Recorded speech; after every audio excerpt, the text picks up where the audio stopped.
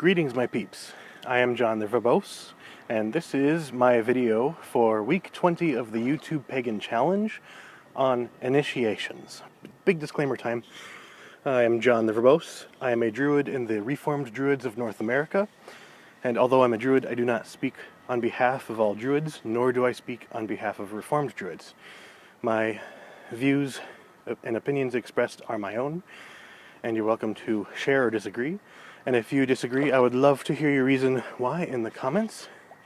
But anyway, regarding initiations, when I was a solo druid seeking that community, I was seeking a type of initiatory tradition, and I gravitated towards the Reformed Druids of North America, also known as the RDNA. And the problem was, I couldn't find any Reformed Druids in my area. There's the Reformed Druids of North America Facebook page, and a lot of the people that were on that group were just everywhere else, it seemed. I did find materials that covered self-dedication. It was liturgy adapted for solo use, and so I was using that while I was exploring various forms of Druidism, and I liked it. It just needed one more thing, and that was the in-person community. One of the things about Reformed Druidism is that it is supposedly non-dogmatic, though technically there is a little bit of dogma, and that has been at the heart of some arguments and discussions between Reformed Druids. And so, and anyone is welcome to interpret that, yes, there is dogma, and some are welcome to interpret, well, anyone is welcome to interpret that, no, it is purely non-dogmatic. And if you want to follow along the recommended structure, then it's okay to admit that, yes, there's a little bit of dogma.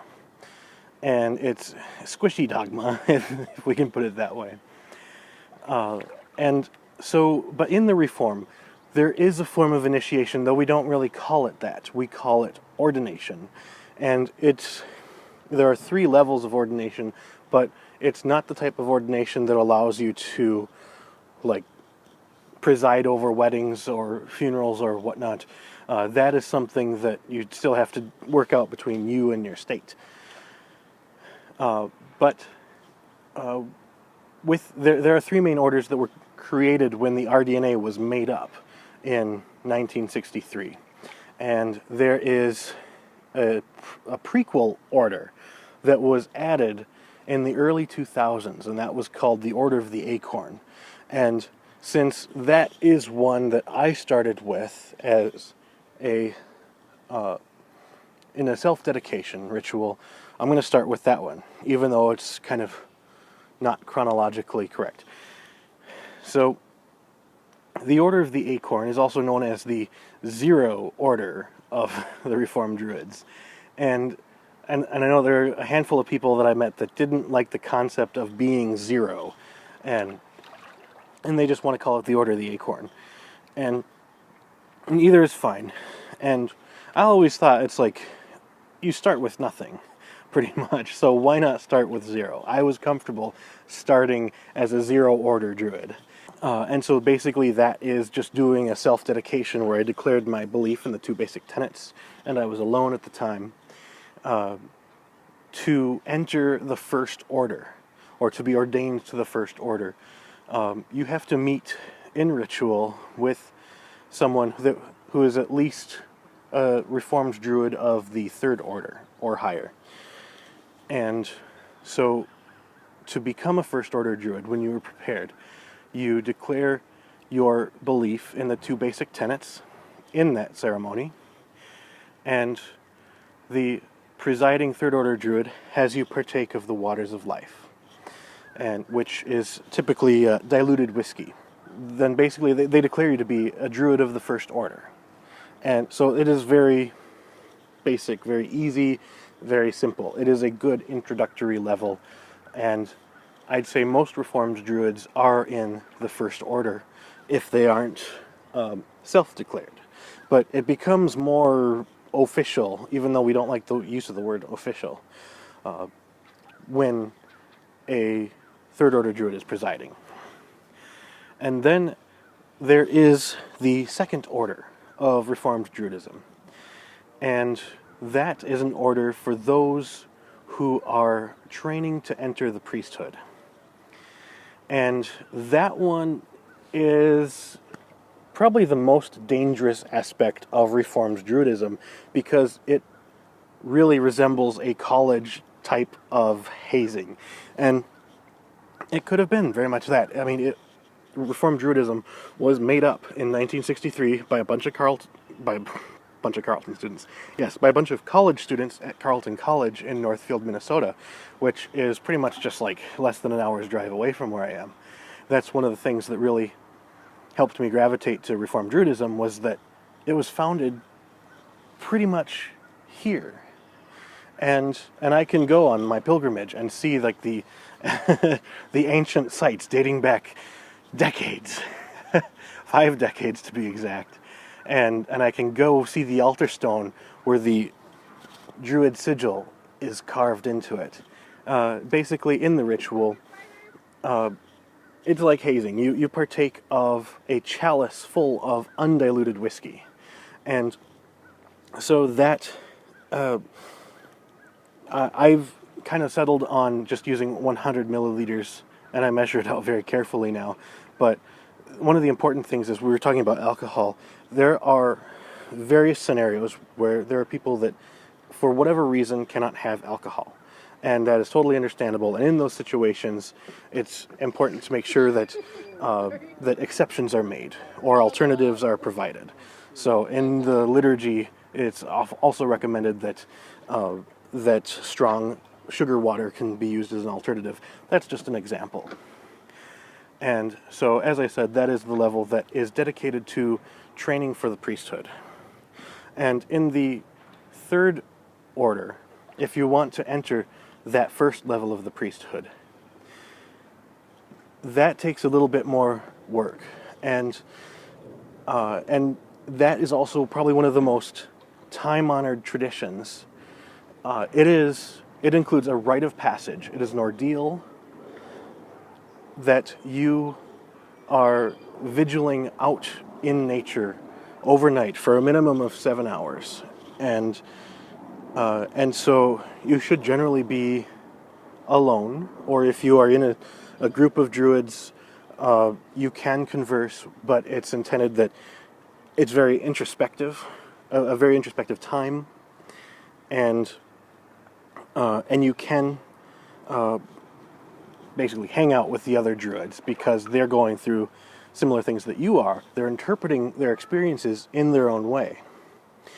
And also during this time of your all-night vigil, this rite of passage, like I said, you're fasting. So there's no food, no caffeinated beverages, except for hot tea is allowed, I was told. And it does contain caffeine, but not as much as coffee does. And it is important that if it's a hot summer night, we don't want you to become dehydrated. So water is allowed. Mind-altering substances are not allowed. And also, someone of the Third Order, or higher, someone in the Order of Dalanap Landu, which is an alternative name for the Third Order, they must preside over this. They don't have to be babysitting you the whole time, but it is important that they check on you to make sure that you're not like cheating or anything, that you're not falling asleep, that you're not using mind-altering substances. If you're in a situation, if you're in a place where you can have a fire, where it's both legal and safe at the time, like no droughts or anything, then one of their jobs is also to make sure you have enough firewood. And because fire scrying is also one of the traditions that is in this time-honored rite of passage. In my situation, I had there were 5 Third Order Druids or 5 Reformed Druids in the Order of Dallin ap Landau. And they were also on the Council of Dallin ap Landau. Every Third Order Druid or above is on this council. And so there were 5 present when I was to take on my vigil. And so beforehand, they met in a council to determine my eligibility to enter the Third Order. And so it was decided that I was prepared. And I faced the vigil with, actually, I did vigil with one of my current Grove mates. And so we were both Second Order Druids at the time, and we were ordained together. And I was ordained by Stacy, who was one of the Third Orders present, and my Grove mate Ross was ordained by John Drum, who is now currently the Archdruid of ADF. And so John Drum is also a Reformed Druid, and within ADF he encourages his fellow ADF Druids to explore the roots of American Druidism. And I like to call the Reformed Druids as the eccentric great uncle of ADF. And so because of the direct connection, because like Isaac Bonowitz, who created ADF, was entered the Reformed Druids in 1967. I mean, that's a long story. Anyway, back to the Council of Dallin ap Landau. Ooh. Okay. Basically, when you have your ordeal of the all-night vigil, if you pass, basically, if you're still awake in the morning and you haven't been cheating or anything overnight, then at sunrise you are ordained to the Third Order. And this is a copy of the Book of the Third Order. And so this is the only thing that is generally not in public circulation. So this is one of the time-honored secrets in Reformed Druidism. And once you are ordained, you are presented with your red and white ribbons of office. And mine, I keep in a safe place because they're very special to me. So this one I made. Usually the ribbons are separate, and that you wear the red one during the summer half of the year and the white one during the winter half of the year. And so I just made one for myself that I don't mind getting dirty or wet or spill ink on. And then basically it's your liturgical stola. And so that's one of the items that you are bestowed with. The second one was that I also received this sterling silver sigil pendant. And unfortunately right now, the maker of these sigil pendants is not responding to emails. So I'm unable to purchase more. And so if you know anyone who is a silversmith that works in sterling silver, these had, 10 years ago, these had a value of about $20. And right now I can't find somebody that will make individual ones on demand for less than 90 or 100. And so for a druid who's often on a budget, that really doesn't work out for me, because I'd be willing to double the original price of these, $40, maybe $60. But then again, I don't know about how much the pricing of silver has changed in the last 10 years. So, if you know anyone who could who could make something like this, I think this is 1.5 inches across, get in touch. And so, because it's hard to find anyone that will make these at a low price anymore, or something that I would actually be able to afford for as often as I ordain other druids to the Third Order, I've actually made my own by carving the sigil into stone and then painting the sigil silver. So that is one of the traditions I still try to uphold, is the gift of a sigil pendant for someone entering the Third Order. And then also, there are higher orders in Reformed Druidism. Originally, they were made in sequence by creating councils and then appointing someone to the new higher orders, and then that person who is appointed then ordains the group below them up into that order. And so it was cyclical, that they would then have a vote to appoint someone to this new higher order, and then that person would ordain them up to that higher order. And so as they created these, one druid each would become a patriarch or a matriarch of that order. There was the fourth order, which was the order of Granos, which was the god of healing springs. And the fifth order was the order of Brachiaca, which was I believe it was like a Gaulish deity of malt. And the sixth order was the order of Belanos, which is the god of the sun. And then when they stopped at the seventh order, they made it the order of Sirona, which was the consort of Granos. And she was the goddess of, I think, like lakes and rivers.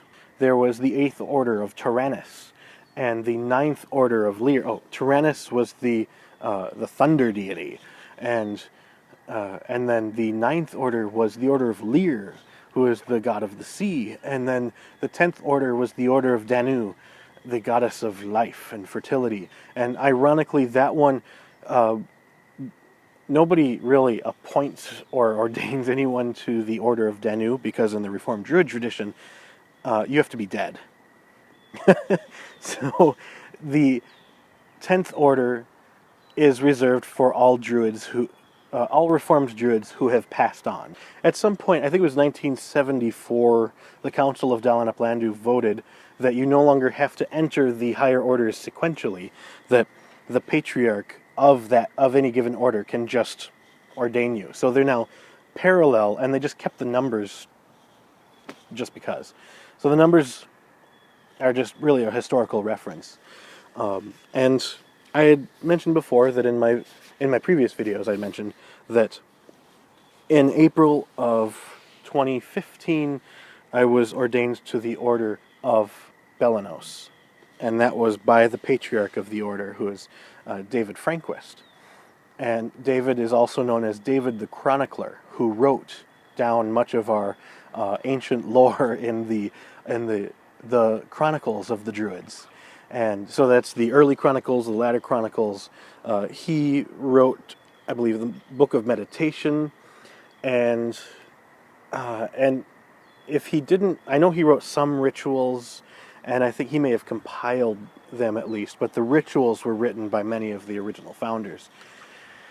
And actually this summer solstice, he will be celebrating his 50th graduation anniversary at Carleton College.